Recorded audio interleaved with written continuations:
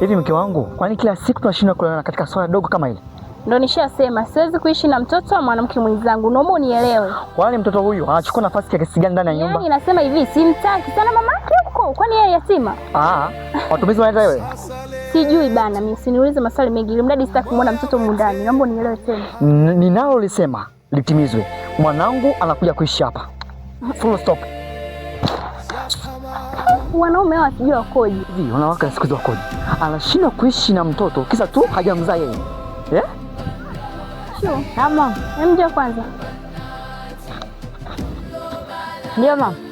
Mwanangu, nimekuita kukuambia kwamba baba yako amekazania kuhusu ile swala kumleta dada yako humu ndani. Anamleta kweli? Anamleta, yaani amekazania kabisa. Tumefokeana, amesema nenda kumleta. Na akishamleta mwanangu, nashita kukuambia, upendo wala kwa nakupa mwanzo umeisha kabisa. Cha kufanywa ile toto wewe unalichukia.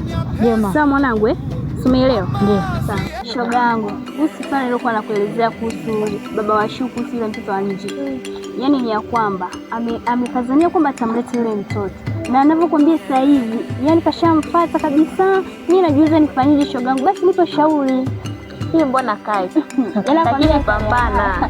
Pambana kivipi na yule mtoto ambaye simpendi? Ila ingekuwa mimi, ningemwendea kwa mganga. Jamani. Yaani kwa mganga kishaenda kwa wewe? Matatizo yangu yamepisha. Yanaisha kabisa. Sasa unipeleke basi na wewe shoga. Ningekupeleka leo lakini leo naenda kwenye vikoba. Shoga. Wasubiri mpaka kesho. Kwa kesho asubuhi nachukua. Yeah. Sawa, hakuna shida. Nitakusaidia. Hapa ndo nyumbani umefika. Maraba. Mama Ashu. Abe. Ashu yuko wapi? Yuko hapo nje anacheza. Naomba mwite tafadhali. Washu.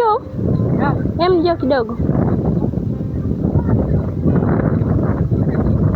Ashu mwanangu. Kamba. Nimekuita hapa kwa lengo moja, kumtambulisha ndugu yako anaitwa G. Huyu ni kaka yako anaitwa Washu. Kile chumba unacholala wewe utaenda kutumia chumba cha nje, na dada yako G atatumia kile chumba. Baba kulu mama we. Shube nyuma. Karibu. Sasa mlango. Mimi hapa nilikuwa nimemleta hapa, shoga yangu alikuwa ana shida. Ndio. Kwa hiyo naomba msaidie. Sawa. Karibu binti. Asante mganga. Karibu, umefika kwenye mzimu. Asante mganga. Sema shida yako binti. Mganga, mimi na matatizo. Nina mume wangu. Ashatembea huko nje, akazaa mtoto wa nje.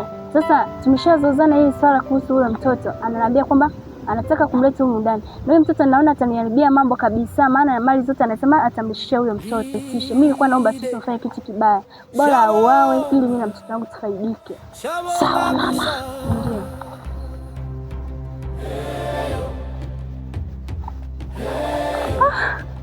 Tulia mama. Tulia nikupigie dawa. Mama. Ndio mganga. Huyo binti anaitwa nani? Anaitwa Jii.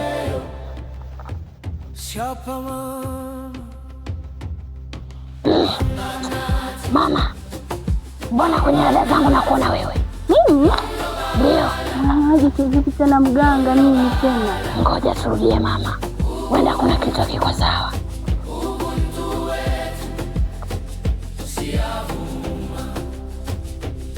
Chukua uangalie.